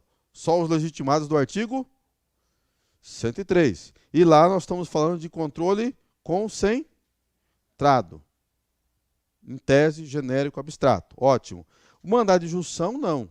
O mandado de injunção, qualquer individual ou coletivo. Qualquer cidadão pode entrar, desde que seja sobre nacionalidade, soberania e cidadania. Ótimo. O que é o objetivo da injunção? A injunção é eu quero exercer meu direito. A Constituição estabeleceu que eu tenho direito a tal coisa. Só que para mim ter direito, a Constituição colocou que o legislador ia legislar sobre o assunto. Não legislou. Não tem solução. E eu quero exercer meu direito. Ah, sim. Ótimo. Mandado de injunção. Vamos ver como é que você vai, o judiciário vai decidir como é que você vai exercer esse direito. Só que Antes da lei de 2016, o STF era dividido. O STF tratava a mandado de junção e a de impromissão com a mesma coisa. O que significa isso? Do mesmo jeito. Olha, julgava e dizia, Poder Legislativo, você está omisso. Estou notificando você, Poder Legislativo, que você está omisso. Ok? Ah, ok. É a teoria não concretista. O STF julgava e comunicava ao Poder Legislativo e pronto, encerrava o processo. Tinha solução para a parte? Não. Em 2016 em diante, um pouquinho antes de 2016, começou a vertente concretista, dentro do mandado de injunção, não da de impromissão. O que é? Como o assunto aqui é nacionalidade, soberania e cidadania, esses assuntos aqui não estão no complexo de direitos fundamentais? Eu posso deixar, o ordenamento jurídico brasileiro pode deixar o cidadão haver navios no exercício da sua cidadania e da sua nacionalidade? Não pode, porque isso é o complexo de direitos humanos fundamentais do cidadão. Então, evoluiu para a teoria concretista. E o que é a teoria concretista? Vocês vão lembrar fácil agora isso. O STF, ao julgar um mandado de injunção, ele vai julgar com o objetivo de concretizar o direito pleiteado. Se ele julgar favorável, né, procedente o pedido, ele pode criar leis dentro do mandado de injunção. Criar leis em que sentido? Ele vai criar regulamentação para aquele cidadão exercer o direito que ele quer. Enquanto o Poder Legislativo não legisla. Aí o exemplo recente. O mandado de injunção e a de impromissão da homofobia e transfobia, que é a grande discussão, ainda vai se discutir muito, por muito tempo esse assunto. O STF criou crimes novos para proteger a comunidade LGBT, as vítimas de homofobia e transfobia, não foi isso? Temos lei sobre esse assunto? Não temos. O que o STF fez? Equiparou, criou crime por equiparação, homofobia, transfobia, equiparou com racismo. Com racismo, então hoje determinar aqueles tipos penais de racismo também vão se aplicar lá para discriminação contra homossexuais e transexuais. Tá claro isso aí? Beleza, mas não tem lei. Só que a questão, o mote lá das ações era, olha, é o exercício da cidadania. Beleza, gente? Mandado de injunção individual ou coletivo. No caso da homofobia e transfobia, foi coletivo. Então, a teoria concretista nada mais é do que concretizar o direito. O julgador vai concretizar o direito pleiteado na ação no mandado de injunção. Só reafirmando, o mandado de injunção e a de impromissão andam colados. Qual é a diferença básica entre eles? Primeira diferença, a de impromissão tem os legitimados específicos, só os do artigo 103. Mandado de injunção é qualquer pessoa. Ótimo. Tem mais diferença? Tem mais uma. Na de impromissão, o STF só vai declarar a omissão legislativa. Só, ponto. Ao final do julgamento da de impromissão, o STF vai dizer, Congresso Nacional, vocês estão inadimplentes com a regulamentação do artigo tal da Constituição Federal. Certo? Ok? Muito bem. No mandado de injunção, não. O STF pode criar, abre e fecha parênteses, uma legislação temporária até que o Congresso exerça a sua competência legislativa. Os exemplos maiores disso aqui é a lei, a greve do servidor público, lá o artigo 37, que até hoje, o servidor público hoje exerce greve com base no mandado de injunção, porque até hoje o Congresso não legislou o direito de greve do servidor público, e agora nós temos o segundo exemplo de maior consistência, que é da homofobia e transfobia. Todos eles aqui, aplicação da teoria concretista pelo STF. Gostando ou não gostando da posição do STF, né, é o que nós temos hoje e é o que é cobrado no exame da ordem. Ainda aqui, nós temos ainda o habeas data, ótimo. Protege o que é o habeas data mesmo? É o acesso, conhecimento, né, retificação e anotação de informação pessoal do requerente. A habeas data, então, ela está no inciso 72, tem o objetivo do requerente acessar a informação sobre si próprio, né, tomar conhecimento, não só acessar e tomar conhecimento, e agora também vamos falar já disso aqui, retificar e anotar a informação que ele julgar pertinente sobre aquele registro. E, por último, a ação popular, inciso 73, que tem por objetivo proteger o patrimônio público de entidade que o Estado participe. 2, a moralidade administrativa. E 3, o meio ambiente e o patrimônio histórico-cultural. Inclusive, que foi que caiu no último exame da ordem. Ok, gente? Deixa eu só ver a hora aqui, porque eu acho que são 15 minutos, né? Gente, eu vou pular para as questões, eu acho melhor, né? Vocês estão de acordo? Ótimo. Porque tem umas questõezinhas aqui que a gente separou para a gente conversar sobre elas aqui, e aí a gente explica em cima delas. Vamos lá. Exame da ordem lá, o 2015. De 2015 é essa, hein? Olha só. JG, empresário do ramo imobiliário, surpreendeu-se ao tomar conhecimento de que seu nome constava de um banco de dados de caráter público como inadimplente de uma dívida no valor de R$500 mil. Embora reconheça a existência da dívida, entende que o não pagamento encontra justificativa no fato de o valor a que foi condenado em primeira instância ainda estar sob discussão em grau recursal, com o objetivo de fazer com que essa informação complementar passe a constar juntamente com a informação principal a respeito da existência do débito, consulta um advogado, que é um dos senhores, né, que sugere a impetração de um habeas data. Sobre a resposta à consulta, assinale a afirmativa correta. A.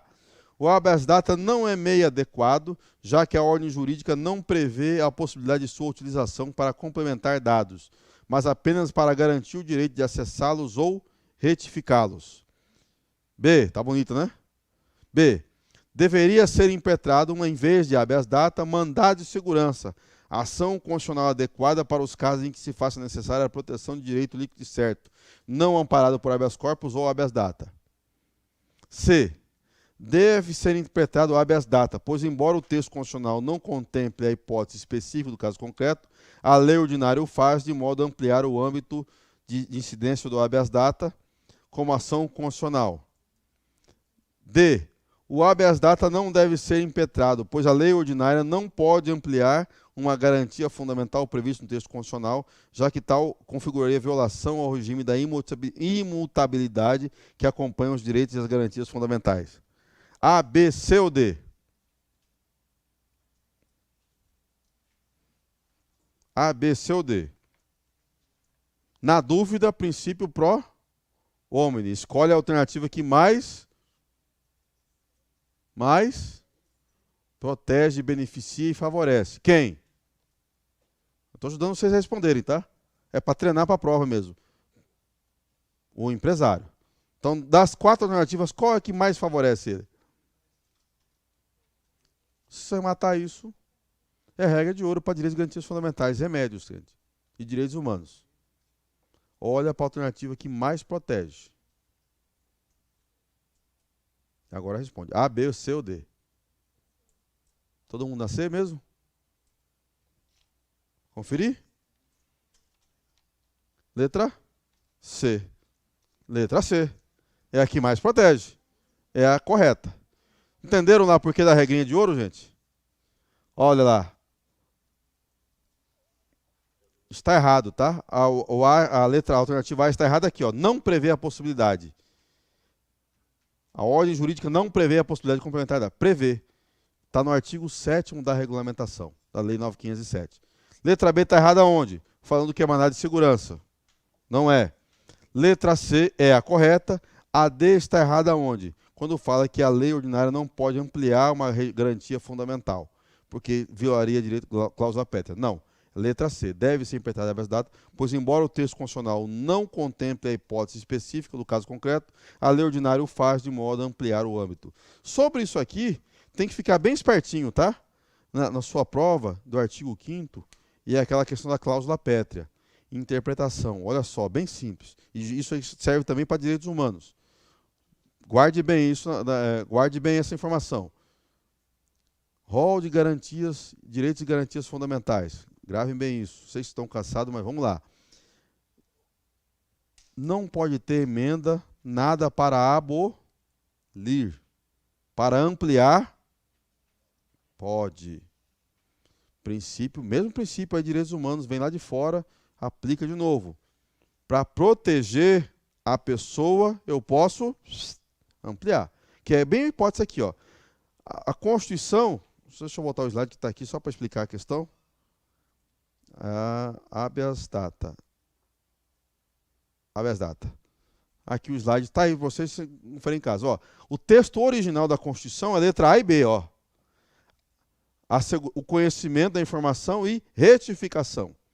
A terceira hipótese não está na Constituição, está na lei, que é lá que a alternativa fala.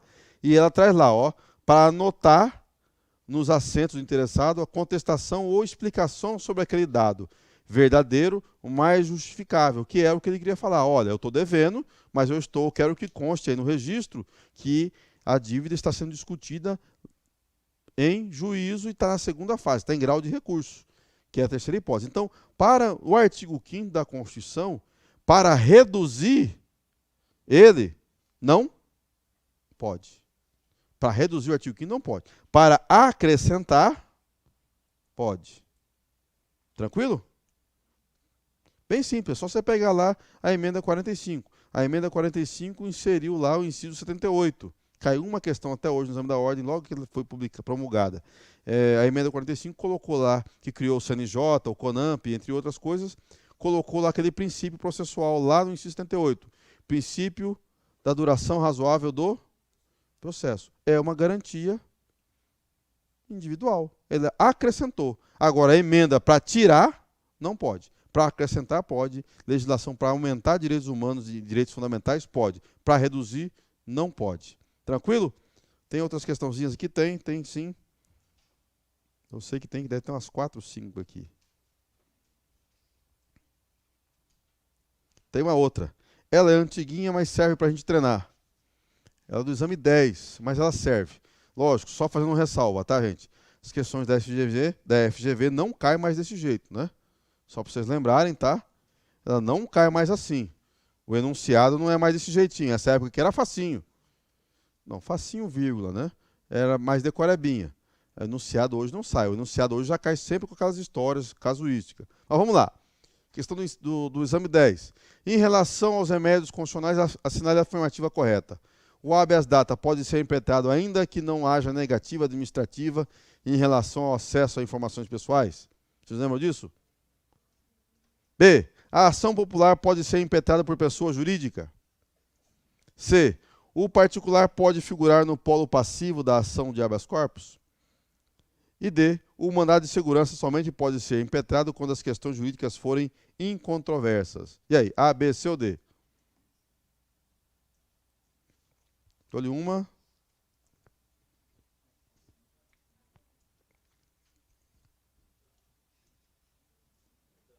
Letra A. Todo mundo aí. Muito bem. Foi. Resposta? Letra C, gente. Letra C. A está errada, gente. A o habeas data precisa da negativa administrativa. É condição da ação, tá? A gente não falou aqui para adiantar, mas tem lá. B. A ação popular pode ser impetrada por pessoa jurídica? Não. Queridinha da FGV, a ação popular exige a figura do cidadão. Só o cidadão pode ajuizar. Quem é o cidadão mesmo para a Constituição? É aquela pessoa no pleno exercício dos seus direitos políticos. Então, pessoa jurídica tem direitos políticos? Não tem. Então, está errado. C é a correta, porque o particular pode figurar no polo passivo da ação de habeas corpus. Essa aqui é a ação do exame 10.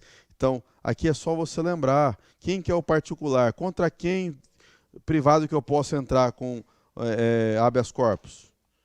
Simples. Hospital, que impede o cara de sair, por exemplo. Clínica de tratamento, é um ente particular.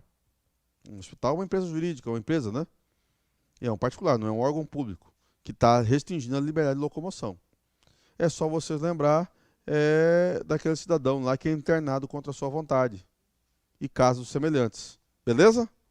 E a D, a C está correta e a D, AD está aqui, ó. O mandado de segurança somente pode ser interpretado quando as questões jurídicas forem incontroversas. Questão jurídica no mandado de segurança não precisa ser incontroversa, tá? O direito tem que ser líquido e certo. Questões jurídicas, nada a ver. Outra questãozinha, antiguinha, mas para a gente treinar. Do exame 3, do terceiro exame. Antiguinha, né? Estamos falando de 27 exames atrás. Mas serve para a gente treinar os conceitos de remédios constitucionais. O mandado de segurança é um importante instrumento de proteção a direitos líquidos e certos, individuais ou coletivos, que não estejam amparados por habeas corpus ou habeas data, sempre que ilegalmente ou com abuso de poder, qualquer pessoa física ou jurídica sofrer violação ou tiver justo receio de sofrê-la por parte da autoridade. Acerca do mandado de segurança coletivo, é correto afirmar que a pode ser impetrado em defesa de direitos líquidos e certos que pertençam a apenas parte dos membros de uma categoria ou associação substituídos pelo impetrante. B.